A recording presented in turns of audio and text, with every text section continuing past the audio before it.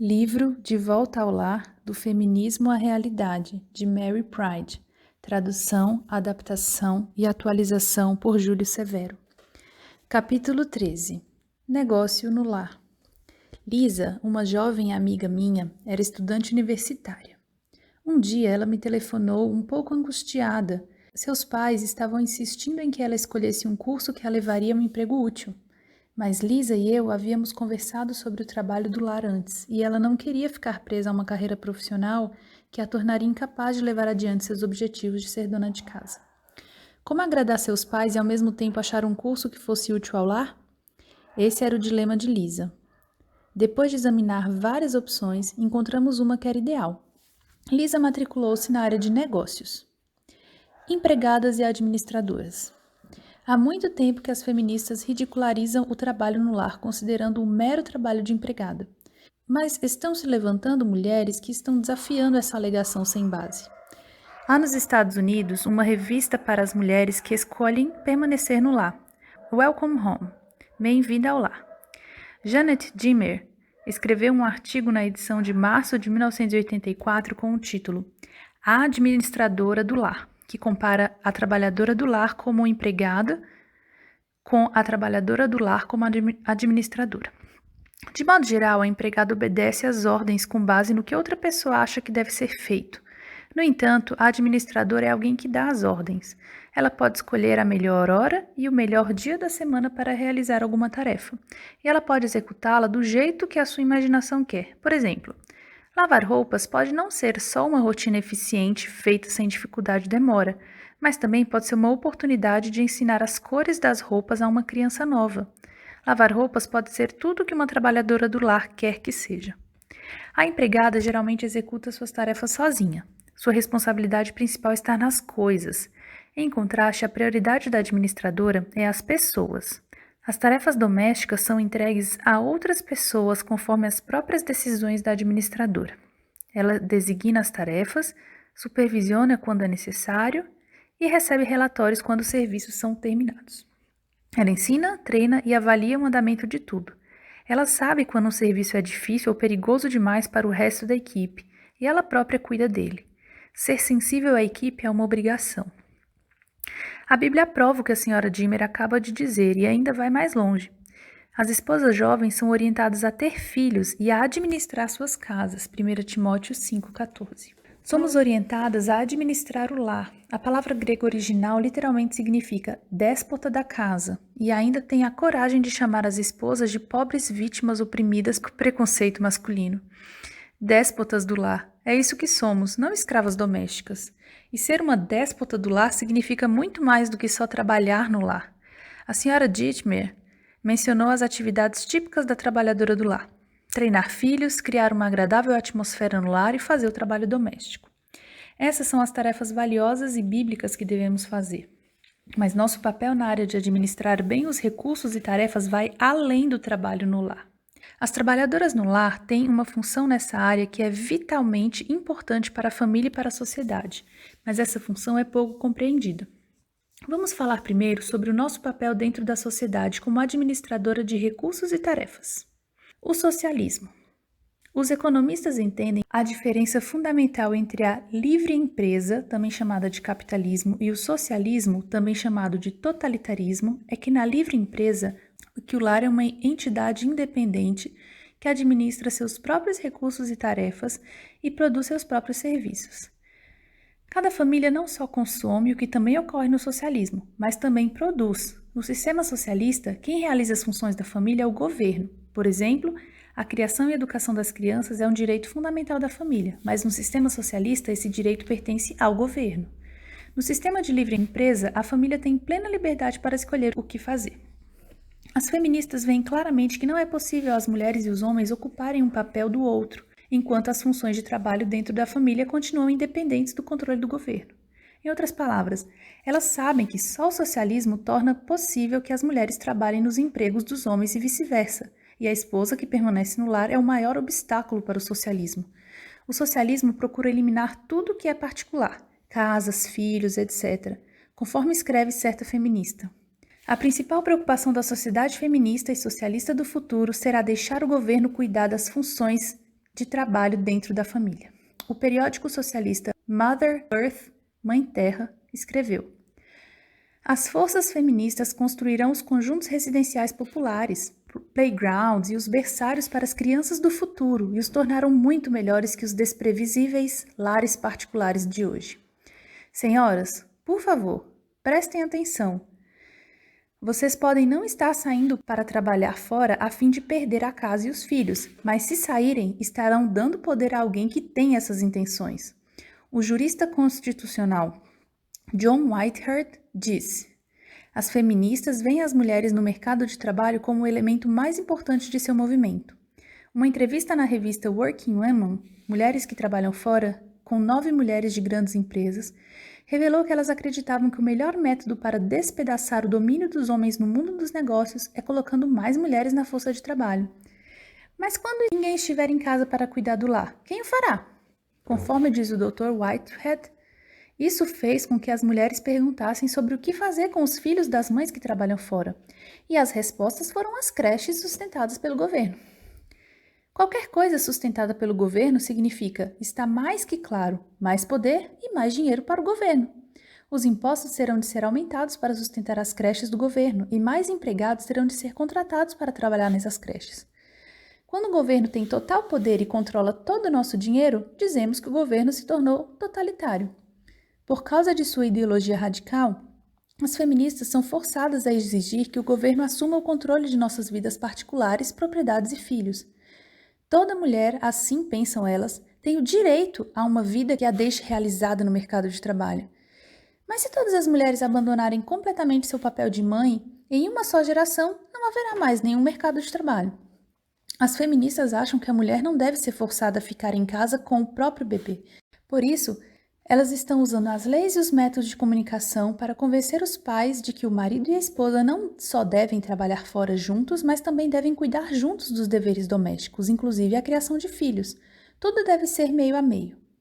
A ideologia feminista exige plena igualdade sexual para que as esposas possam ocupar mais as funções masculinas no mercado de trabalho. Os maridos também devem ocupar mais as funções da esposa, principalmente a criação dos filhos. E quando ninguém está disposto a permanecer no lar para cuidar dos filhos? É claro que alguém terá de ser pago para cuidar do bebê. Mas nem todas as mulheres podem arcar com os custos de uma creche. A solução? Impor que todos os cidadãos paguem, por meio de impostos, os custos das crianças criadas em creche. E depois, para justificar essas campanhas, convencer ou até mesmo forçar todas as mães a colocarem os filhos na creche, para que as feministas possam nos considerar livres. Primeiro, temos que entregar toda a nossa liberdade a elas. Lembre-se disso. O feminismo é adepto do controle de natalidade e, inevitavelmente, acabará se extinguindo, a menos que as outras mulheres sejam forçadas a aceitá-lo. Uma geração de mulheres que não quer ter bebês e coloca os poucos que tem na creche será varrida em 20 anos pelos filhos das mulheres que permanecem nos lares.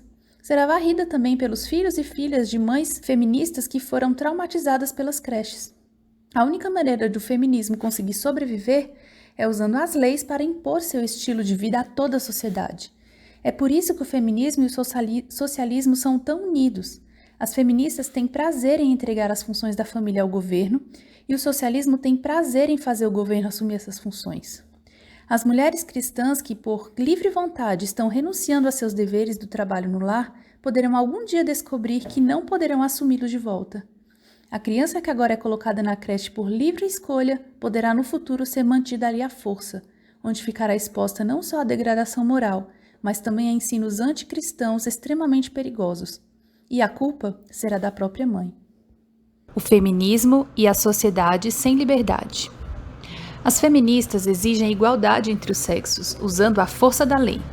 Elas querem que as leis ajudem as mulheres a competir com os homens no mercado de trabalho lá fora. O feminismo parece usar as leis para forçar as pessoas a apoiar a igualdade sexual, porque a própria natureza não a apoia.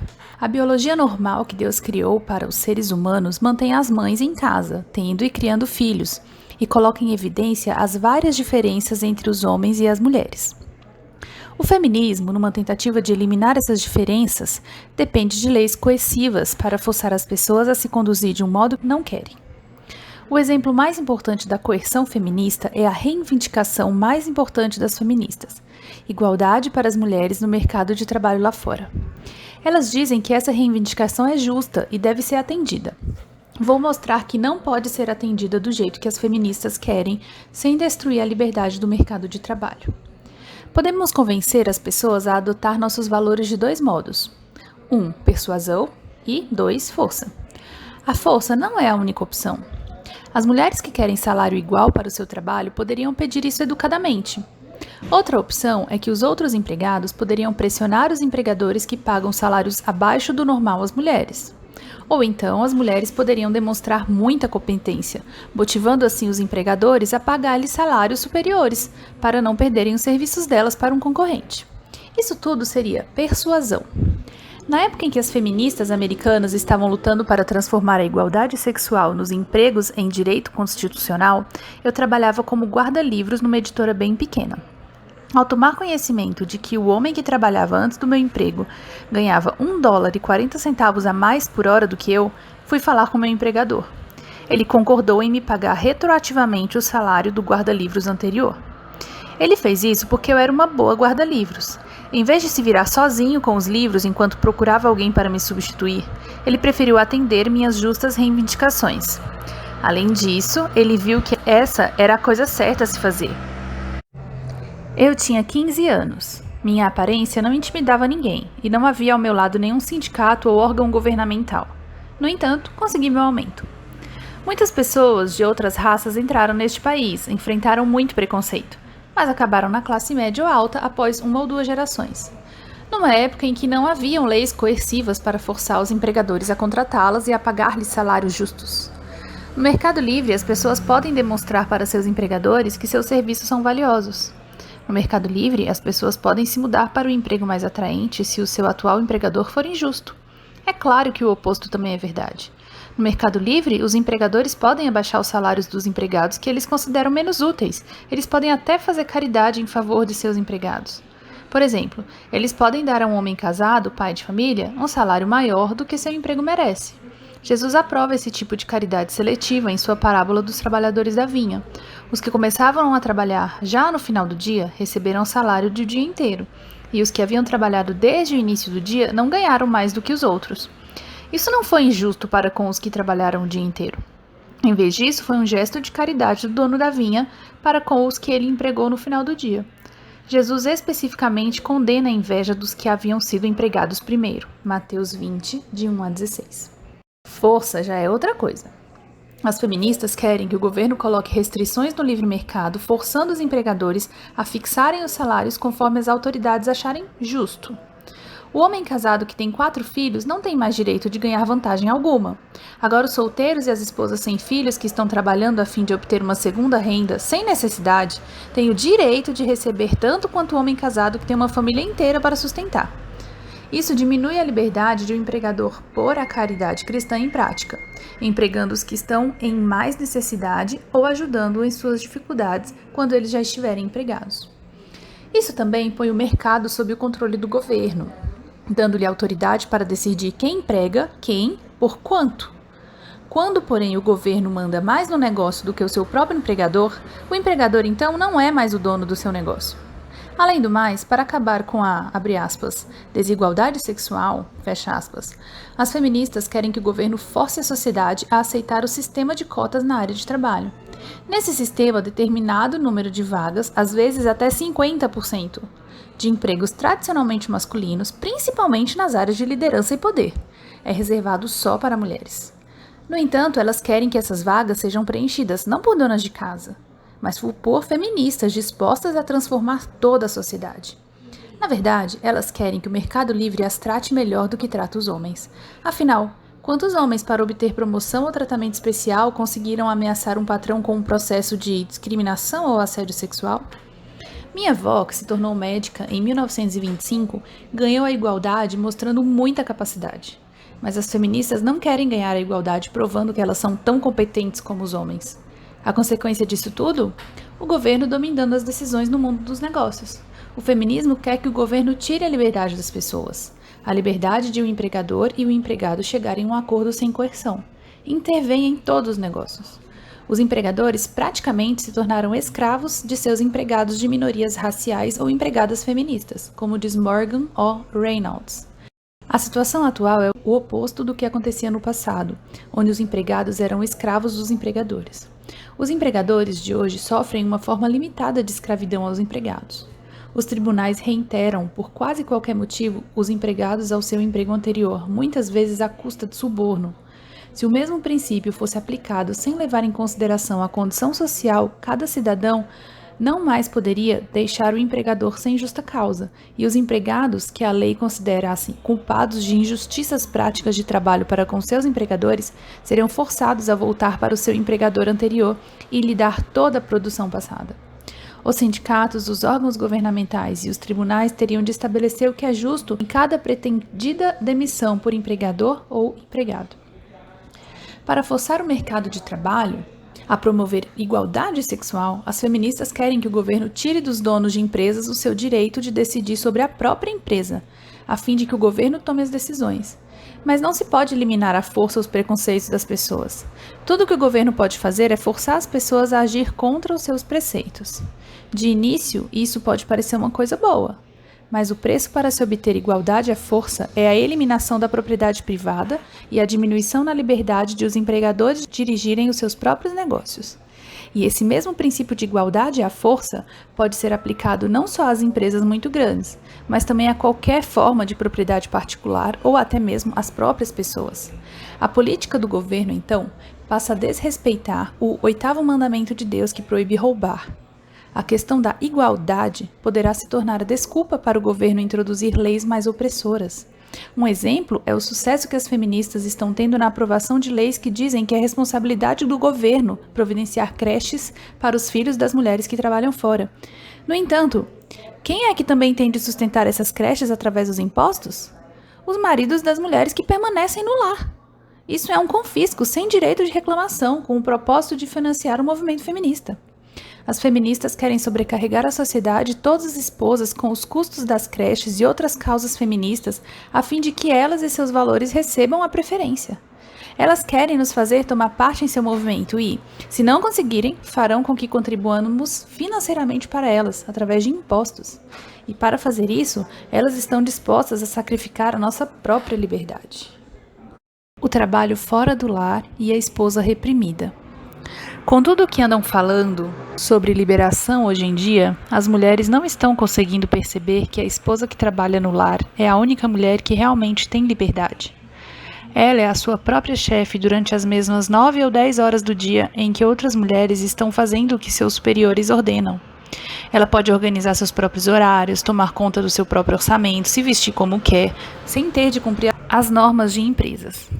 A esposa que trabalha no lar tem, até certo ponto, liberdade para fazer o que deseja, ao passo que a esposa que trabalha fora mal consegue ler um livro durante as horas de trabalho. Em vez do ambiente frio e formal do escritório, a trabalhadora do lar serve os seus clientes diretamente e diariamente ela recebe tangíveis recompensas por seu trabalho. Esse bolo está delicioso, mamãe. Todos os esforços para promover a liberação da mulher estão estabelecendo uma nova forma de escravidão. A esposa reprimida. A primeira vez que tomei consciência deste problema foi por meio de uma carta, publicada numa importante revista evangélica. Uma mulher aflita escreveu pedindo ajuda, pois seu marido a havia forçado a trabalhar fora durante todo o seu casamento. Depois de muitos anos nessa situação, ela ficou cansada. O motivo dele era que eles precisavam de dinheiro, mas agora eles já tinham muito, e ele ainda queria que ela continuasse trabalhando fora. Lembro-me de que ela também, ao que parece, a havia proibido de ter filhos. A equipe de aconselhamento da revista respondeu com alguns comentários melosos sobre submissão e desculpas solidárias em favor da conduta do marido. Na mesma época, essa revista publicou artigos orientando os homens em que era sua obrigação a ajudar no trabalho doméstico a esposa que trabalha fora, quer eles gostassem ou não. Vamos forçar nosso marido a fazer o trabalho doméstico em nosso lugar, mas se ele não nos deixar fazer o trabalho doméstico, vamos ser submissas. Quando entramos no seminário anos atrás, meu marido Bill e eu éramos bem pobres. No entanto, eu não estava procurando um emprego, em parte porque eu não podia dirigir devido à vista fraca e em parte porque Deus estava me convencendo de que o certo era ficar no lar. Em minha primeira experiência com os cristãos, fiquei surpresa ao encontrar alguns insistindo que era minha obrigação arranjar um emprego e sustentar o Bill nos estudos do seminário. Na época, achei que isso era ideia de alguns esquisitos, mas o artigo acima mostrou-me que eu estava enganada. As mulheres evangélicas de hoje estão sendo empurradas, em alguns casos com a aprovação dos seus próprios pastores, para trabalhar fora do lar, quer elas queiram ou não. O culpado, na maior parte dos casos, é o marido. De repente, aparecem artigos de jornais e revistas sobre esposas que trabalham fora e ele fica imaginando quanto poderia ganhar com isso. Então ele brutalmente obriga a esposa a colocar os filhos na creche, proíbe-a de engravidar e a põe para fora do lar, no emprego que ela não quer.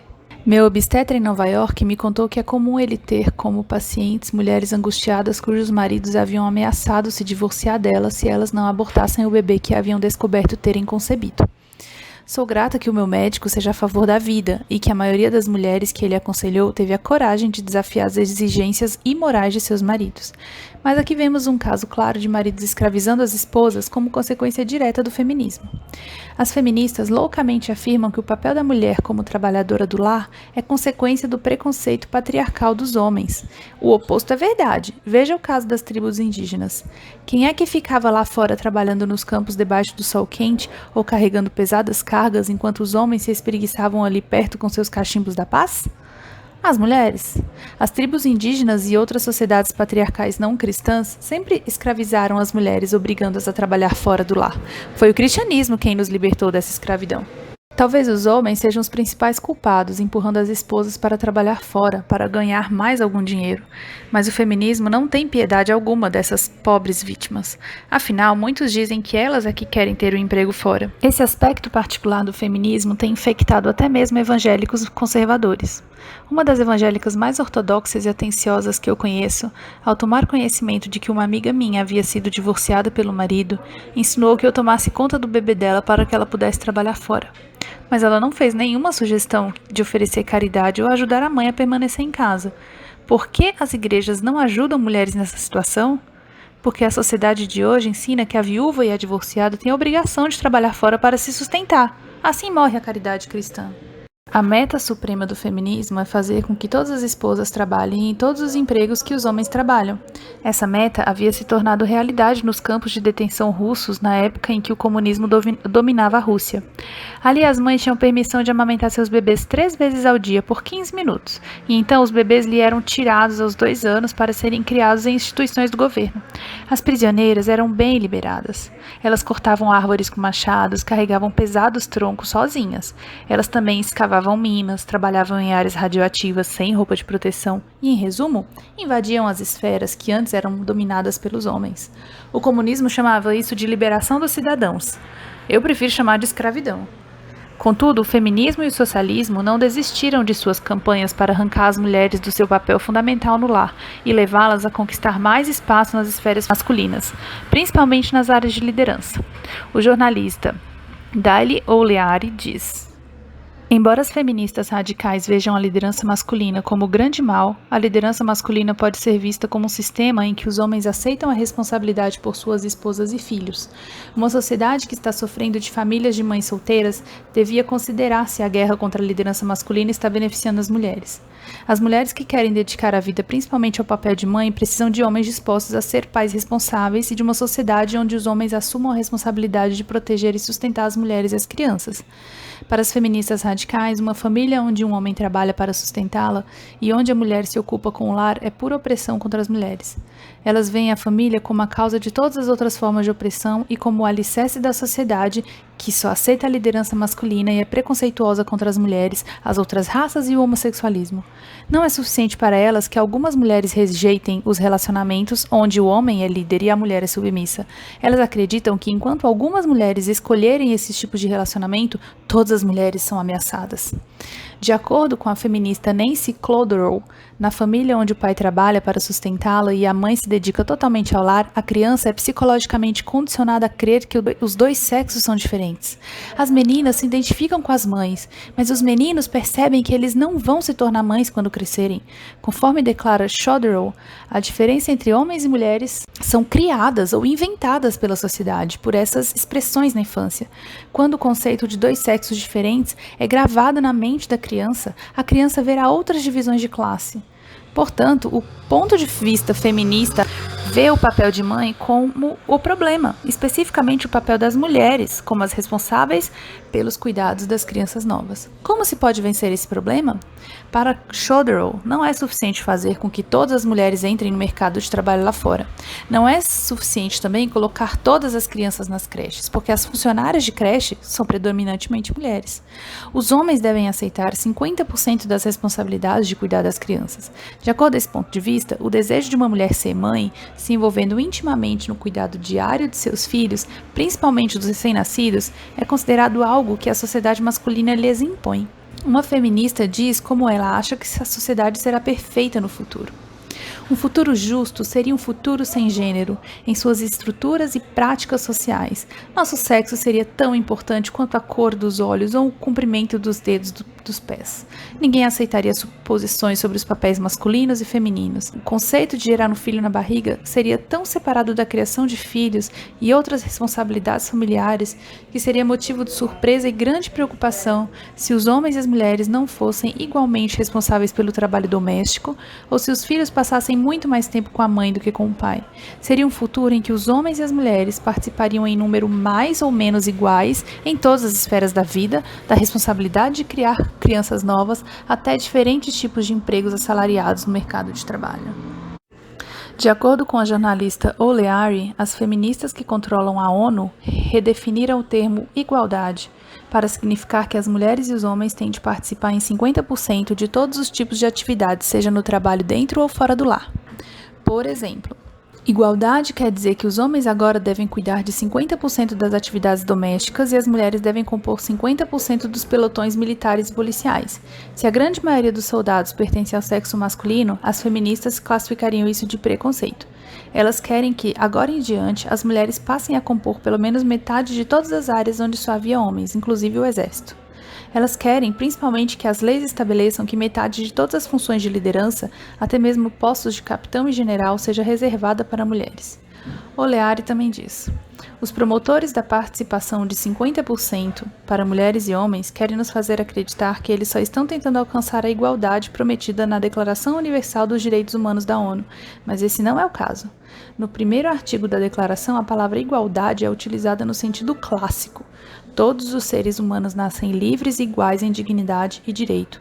Em parte alguma, essa declaração obriga os governos a usar as leis para estabelecer participação estatisticamente igual. A existência de desigualdades em participação, realização ou recompensas é usada como prova de discriminação, não como evidência de que os homens e as mulheres são diferentes. Os que aceitam as diferenças entre os homens e as mulheres sabem que sempre haverá índices diferentes de participação. Eles não veem motivo algum porque os direitos e as oportunidades iguais deveriam produzir como consequência participação estatisticamente igual. A meta imediata das feministas é criar um clima de opinião onde a igualdade seja definida não como direitos e oportunidades iguais, mas como participação, realização e recompensas estatisticamente iguais. As feministas rotineiramente usam as desigualdades estatísticas entre os homens e as mulheres como prova de discriminação. Bênçãos e maldições. Ao colocar as bênçãos e as maldições de Deus diante do povo em Deuteronômio 28, Moisés disse ao povo que a escravidão da qual eles haviam sido libertos ao Egito lhes sobreviria novamente se eles se rebelassem contra o Senhor.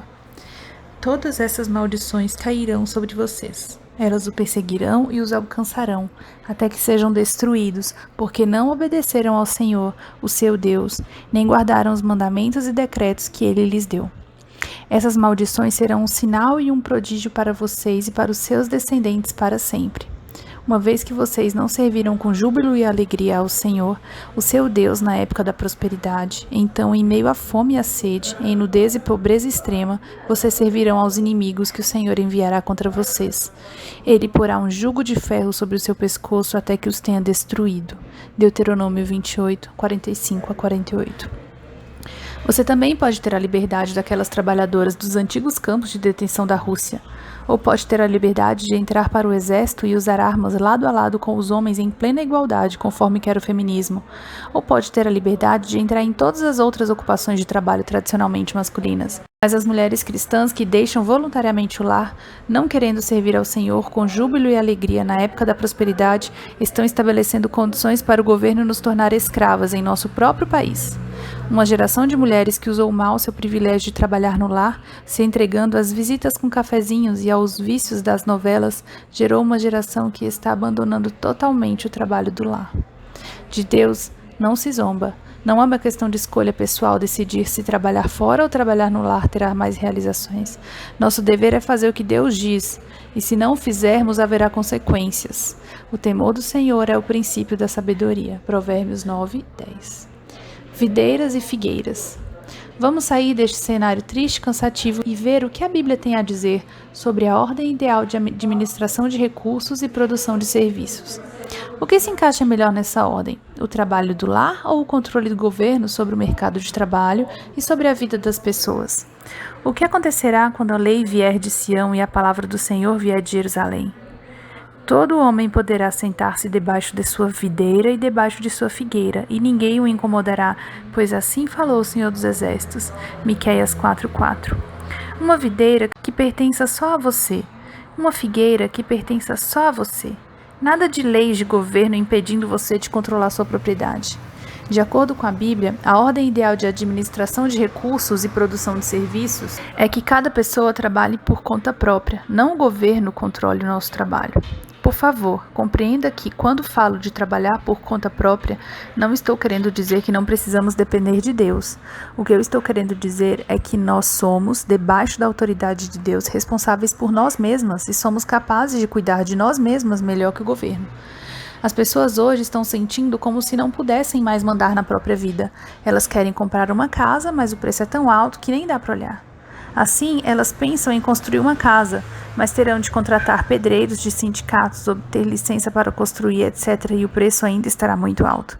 Ou talvez elas tenham o desejo de iniciar uma pequena atividade comercial no lar, mas acabam sendo proibidas pelas leis de zoneamento da prefeitura.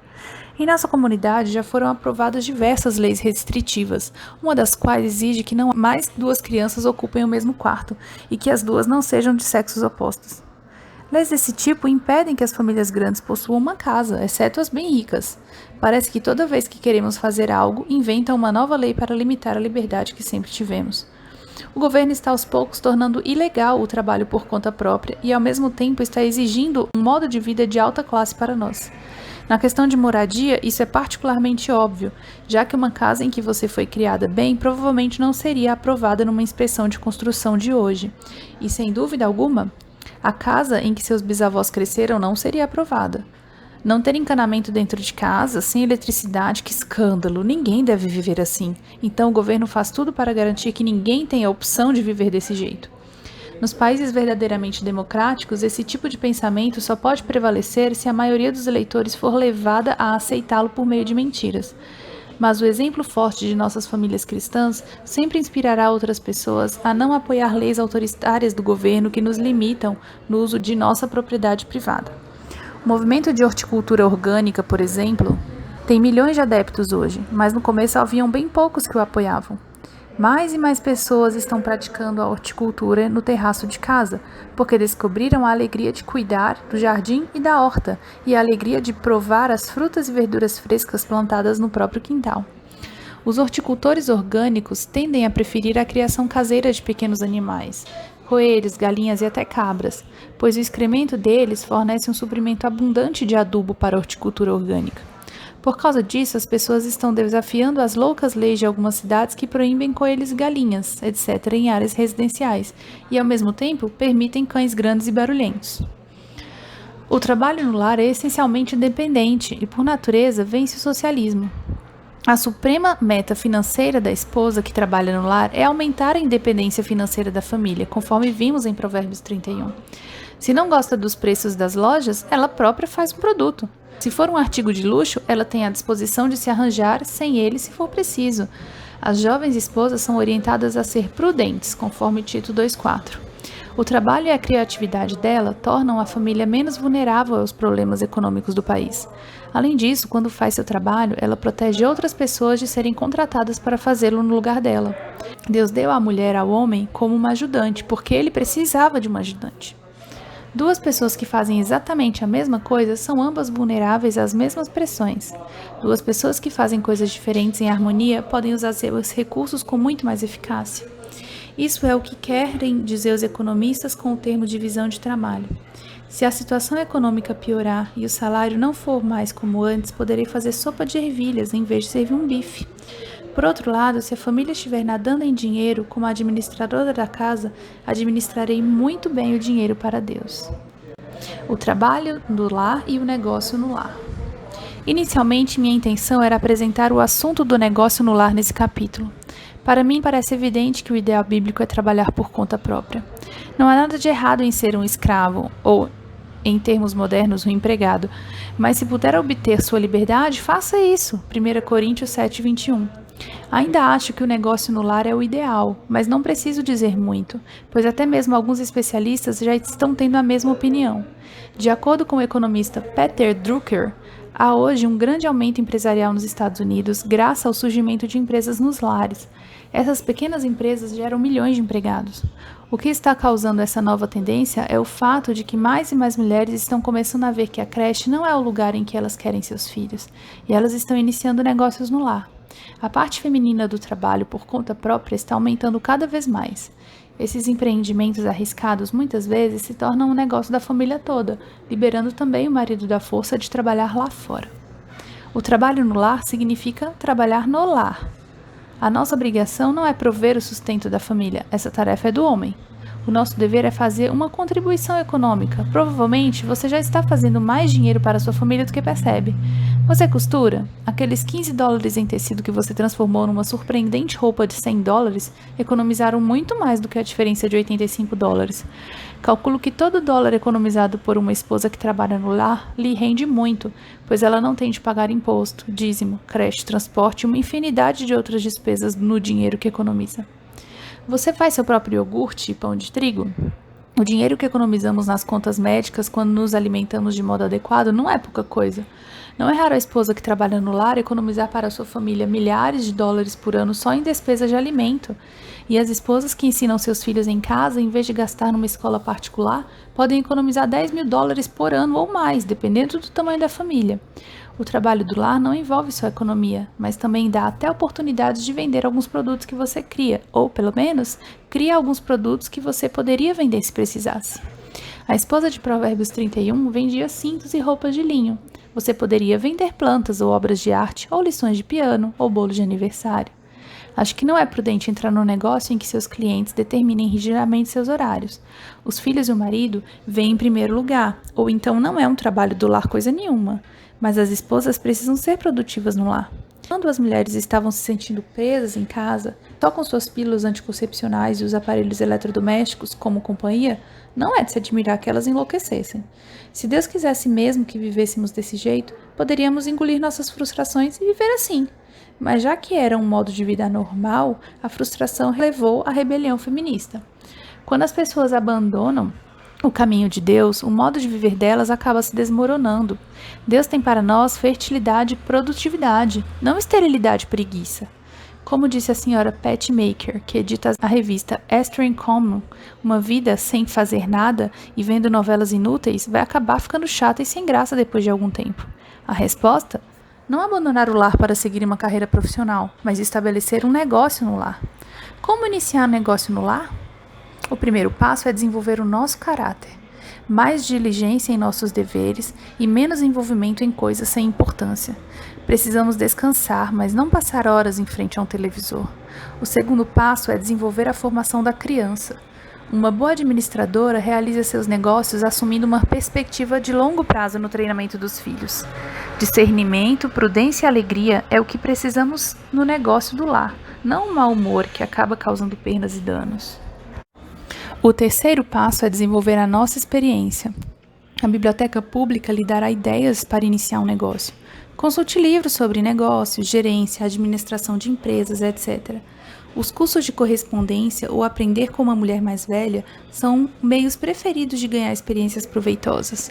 Os cursos de instituições são caros, tiram você do lar. O quarto passo é pedir o aconselhamento de seu marido. Esse deveria ser o primeiro passo, mas provavelmente ele não consentirá com um projeto no qual você ainda não desenvolveu o caráter ou a experiência para ter sucesso. É preciso que ele primeiro conheça o trabalho que você já está fazendo gratuitamente. A verdade é que você só pode desenvolver sua experiência produzindo artigos para você mesma, para sua família e para seus amigos. Só assim ele poderá dar o seu consentimento e aprovar que você ganhe dinheiro com o trabalho que você faz. Se seu trabalho pudesse transformar no negócio da família, tal como desenhar jogos que seu marido poderia produzir e vender, tanto melhor. O quinto passo é obedecer às leis. Há formulários para preencher e impostos para pagar se você ganhar alguma quantia considerável de dinheiro em seu trabalho. O negócio no lar não é um meio de enriquecer rapidamente, mas é um meio de permanecer livre e de dar liberdade para você, para a sua família e para nosso país. O negócio no lar é parte de uma vida ocupada em casa.